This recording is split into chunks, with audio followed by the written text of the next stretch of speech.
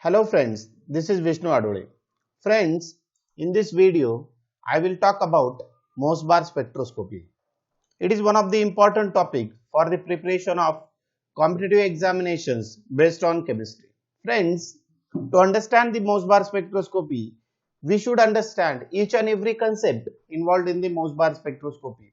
And here, I am going to prepare a video series on Mossbar spectroscopy. You have to watch all videos very carefully to understand the concepts involved in the Mossbar spectroscopy. चलो देखते हैं exactly मोसबार spectroscopy क्या है. Friends, मोसबार spectroscopy समझने के लिए हमें nuclear chemistry से एक टर्म समझना होगा एंड वो टर्म है electron capture process. Let us understand what is electron capture process.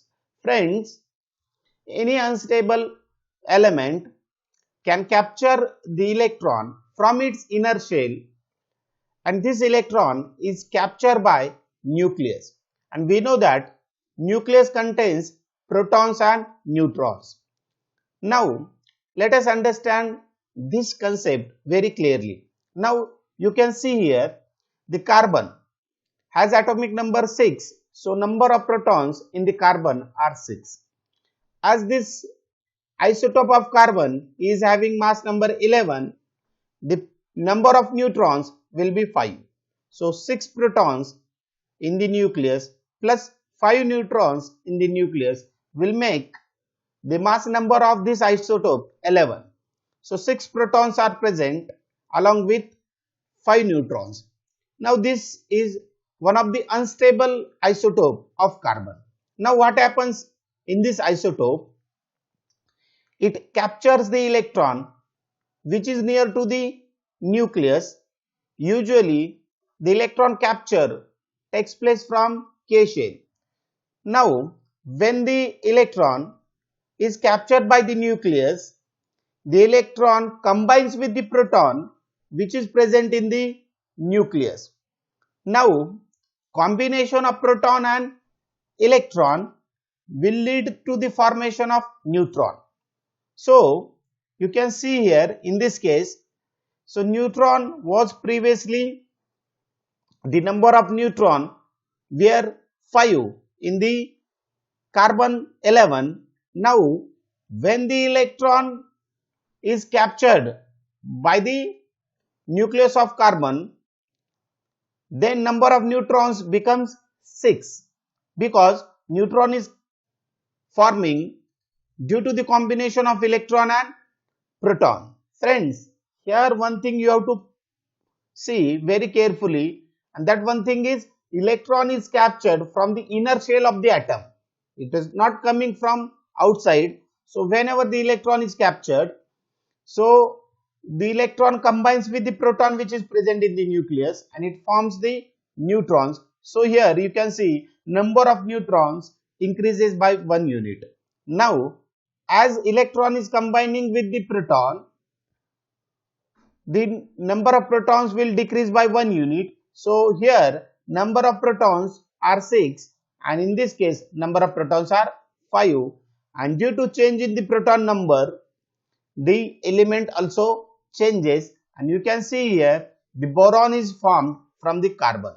Now as number of neutrons are increased by 1 unit and number of protons are decreased by 1 unit, the total number of nucleons, that is number of summation of proton and neutron, will remain same, that is 11.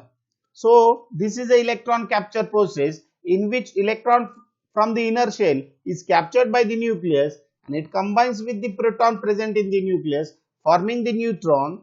This results in the decrease in the proton number, and with this capture, with the formation of neutron, a neutrino is ejected and the element becomes stable. This is the electron capture process which is very important. So again I am repeating. So in the electron capture process, electron is captured by the nucleus from its K shell, usually from K shell, and when it is captured, it combines with the proton, and combination with the proton leads to the formation of neutron. So number of proton decreases by 1 unit. this results in the formation of new element which is stable, and this is very important to understand the Mossbar spectroscopy. Let us see another important thing.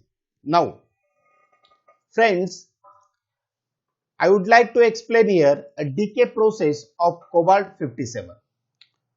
For your kind information, I would like to tell you cobalt 57 is a radioactive element. It is a radioactive isotope of cobalt. Now its mass number is 57 and its atomic number is 27. Now as it is unstable, it can capture the electron from its K shell, and this electron capture process will lead to the formation of element which is having atomic number less than 1 unit. Now cobalt is having atomic number 27. So by electron capture it will form an element which is having atomic number 26. Number of neutron plus protons will remain same, that is mass number will remain same but atomic number will change. Now the element with the atomic number 26 is none other than iron. Iron has atomic number 26. So when cobalt 57 capture the electron from its inner shell, when electron is captured by the nucleus from its near shell, then it will form Fe26. Now when electron is captured, the cobalt is decayed to the second excited state of iron. It decays to the second excited state of iron. Cobalt 57 has half-life period of 270 days. Now, the cobalt is decayed to the second excited state of iron, and that is iron is formed. Now, this second excited state of iron has energy of 136.6 kilo electron volt. Now friends, it is very important to remember this energy. So second excited state of iron has energy of 136.6 kilo electron volt. Another important thing about the second excited state of iron is its I value, its spin quantum number is 5 by 2. It is also very important to understand the concepts. Now, as it is at the excited state, it is unstable state, it can go to the ground state which is having 0 kilo electron volt energy. And when it will go to the ground state, it will emit the energy in the form of gamma rays, and as it is directly returning to the ground state by emitting the 136.6 kilo electron volt energy, this phenomena is called as fluorescence. Now it can return from second excited state to the first excited state. When it will return to the first excited state, again it can emit the gamma rays. Now friends, when it will return to the second excited state, it will return from second excited state to first excited state. The first excited state has spin quantum number of 3 by 2. Another important thing we should understand is the first excited state of iron is having energy of 14.4 kilo electron volt. First excited state of iron is having energy of 14.4 kilo electron volt. Now friends, when it returns to the first excited state, again the iron is unstable. It can return from first excited state to the second ground state, and when it will return from first excited state to the ground state, again it will emit the energy in the form of gamma rays, and as first excited state is having energy of 14.4 kilo electron volt, the de-excitation of iron from first excited state to the ground state will give a gamma ray having energy 14.4 kilo electron volt. And the ground state of iron is having spin quantum number half. First excited state is having spin quantum number of 3 by 2 and second excited state of iron is having spin quantum number of 5 by 2. So this overall process is a decay process of cobalt 57. Again I am repeating. So very simple thing, cobalt 57 is a radioactive element, radioactive isotope of carbon. It has half-life period of 270 days. And as it is unstable, it can undergo electron capture process. In the electron capture process, electron is captured from the K shell and this electron capture process will lead to the formation of element having atomic number less than 1 unit. So it will form the element having atomic number 26 and the element with atomic number 26 is none other than iron. So here iron is formed and which is in the second excited state. Second excited state having 136.6 kilo electron volt energy. It can return directly to the ground state by emitting this energy. It can return to the first excited state by emitting gamma rays. It can also return to the ground state from the first excited state. First excited state of iron is having energy of 14.4 kilo electron volt and when it returns to the ground state from the first excited state, it will emit this much amount of energy, that is 14.4 kilo electron volt energy in the form of gamma rays. This 14.4 kilo electron volt is very important to understand the concept of Mossbar spectroscopy.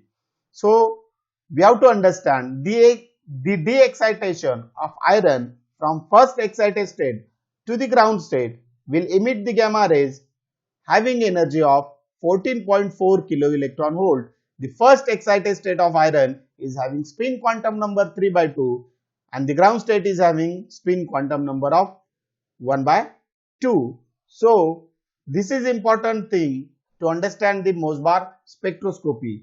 Friends, I hope that you have understood the concept of electron capture and the decay process of radioactive isotope of cobalt, that is cobalt 57. And this phenomena is very important to understand the concept of Mossbar spectroscopy. Let us move forward. Now, friends, let us take the example of cobalt. Let us take the example of iron 57. Now, one thing I would like to point out, the iron 57 has natural abundance of 2.2% in the nature. The natural abundance of iron 57 is 2.2%. You will not find the iron 57, isolated iron 57, only iron 57 in the nature. It will be present in the any iron material and the percentage of iron 57 will be 2.2%. Here I have taken the example of isolated iron 57, which is a hypothetical concept. Iron 57 is not there, only iron 57, that is isolated iron 57 is not there.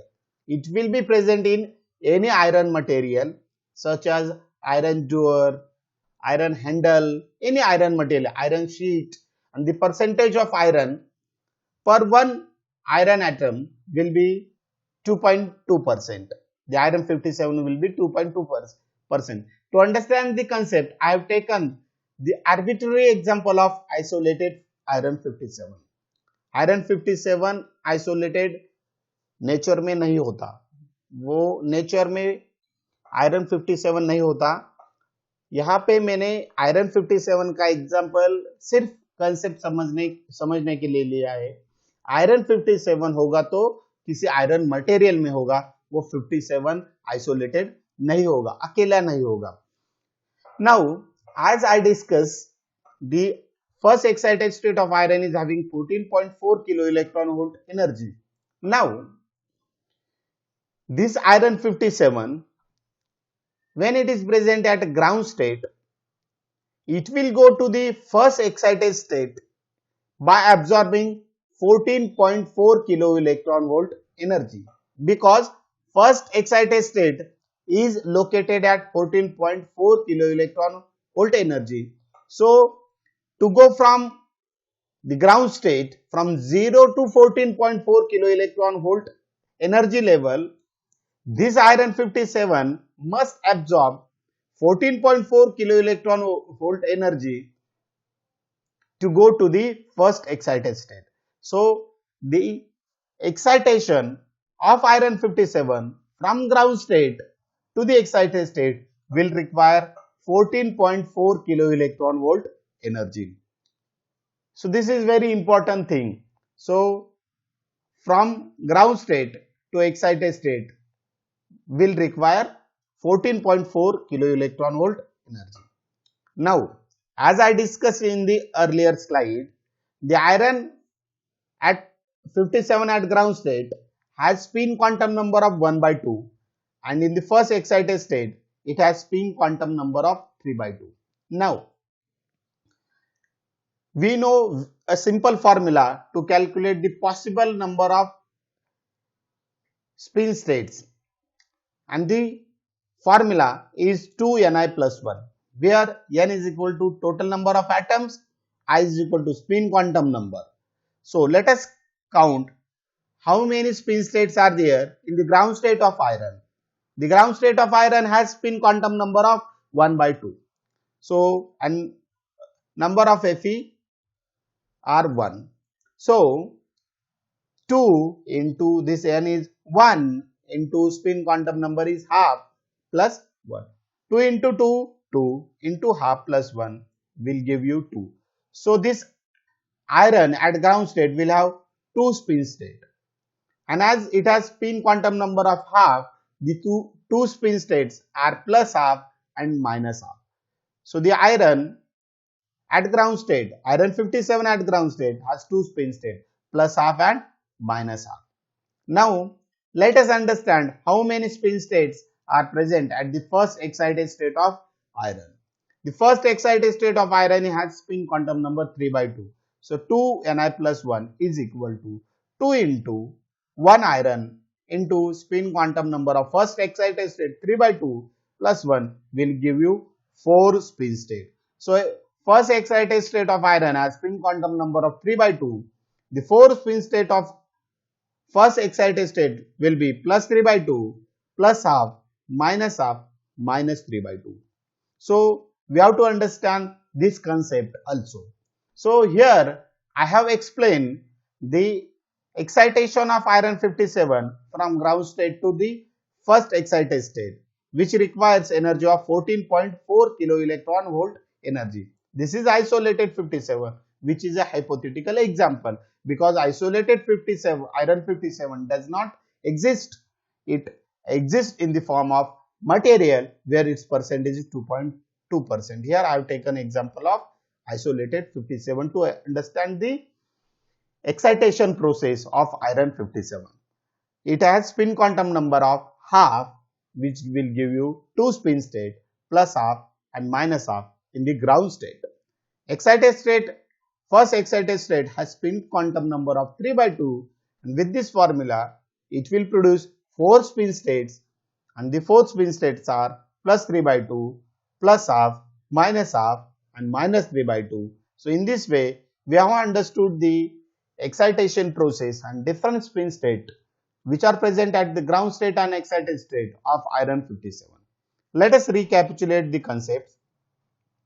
So friends, in the first slide I explained the electron capture process. The electron capture process is the process in which an unstable element capture the electron, usually from the K shell, its K shell. This electron is captured by the nucleus. In the nucleus, it combines with the proton. Combination of electron and proton produces neutron. And as proton is consumed, the number of proton decreases by 1 unit, and it will lead to formation of element having atomic number less than 1 unit. So here carbon 6 will form boron 5, which is a stable element, and in this process a neutrino is ejected. In the second slide, we dealt with the decay process of cobalt 57. Cobalt 57 is a radioactive isotope.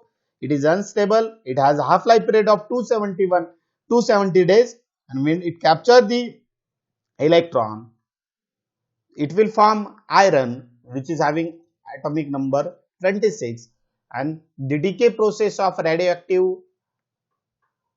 cobalt 57 will form iron in the second excited state, which is having 136.6 kilo electron volt energy, and when it returns to the ground state, it can emit this energy.